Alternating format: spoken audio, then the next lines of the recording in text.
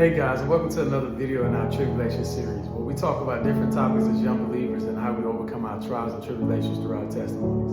And guys, I'm so grateful to just be here to have another episode with you guys, man. The last couple of hours have been crazy, but it just shows me how important and how great God's mercy is, right? I did not think that my day was going to end the way it started, even after the Tribulation series I did yesterday, talking about how short life is. And just in that same instance of speaking into those things, the enemy came in as a flood. Like, my day went from being good to bad, but at the same time, for me to be able to walk out of that situation, I give all glory to God. But our topic that we're going to talk about tonight, guys, is getting too comfortable, right?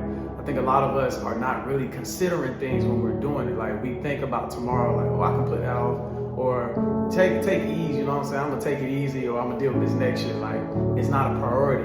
And I realize in those moments, man, that the enemy can come in as the flood, but also God can take your life just as quick too. So what we're going to look at tonight, guys, is a story in the Bible. If you ever read the Bible, if you got a chance, read the book of Luke, the 12th chapter, and start from like 16 to 21. I'm not going to read it, but I'm just sum it up to you. So there was a guy, he was a rich man. He was a very rich, successful man, had a lot of things in his life.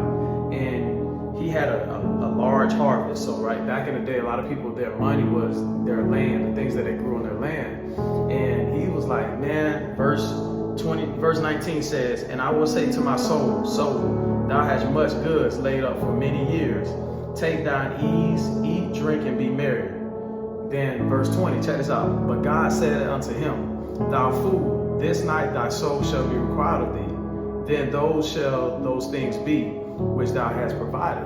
And that just shows you right there, like, a lot of time, a lot of us, we're thinking about our 401ks, we're thinking about, oh man, this big pension I'm gonna get, like, I can take it easy. But in that same moment, like, the man wasn't really considering the biggest treasure that we all have, which is our heart. And we gotta make sure our heart is after God's will.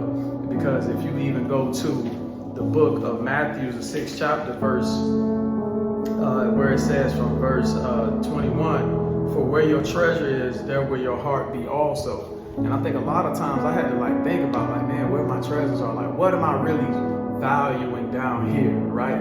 Am I valuing being in a certain type of role, job, position, having a certain type of car? Am I more concerned about that, or am I valuing my soul? Like, am I really showing up for like the way God wants me to live? You know what I'm saying? I think I had to realize, and even in that instant just last night, like, man, bro, if I would have died, like, ain't no telling what I'd be right now. And I had to think and consider, like, a car can be replaced, right?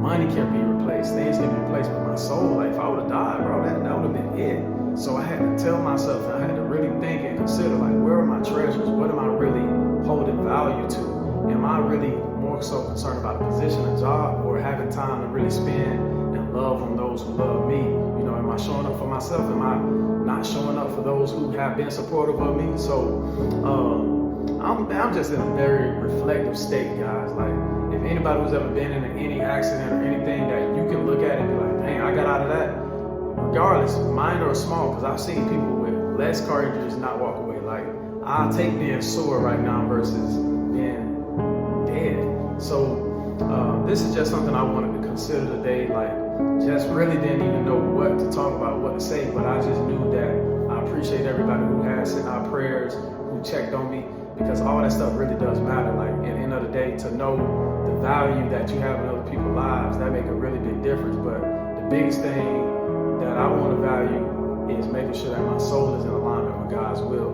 and not understanding that, like, I don't want to get comfortable with anything down here. I don't want to get comfortable with this job, with a house, with anything, money, right? Because at the end of the day, if I'm not considering the things that really truly matter, what good is it? Like, really, what good is it having these things if the real treasure you're not really valuing? So just wanted to kind of give y'all some encouragement as always. Thank you guys for encouraging me, and continue to drop different topics that you guys have that you guys want to talk about, because I really enjoy getting you guys feedback. Like, again, this is a discussion, so even though there are things that I'm talking about, I would like to hear what you guys have to talk about as young believers, and just this trials and tribulations you're going through. Because even in my tribulation season,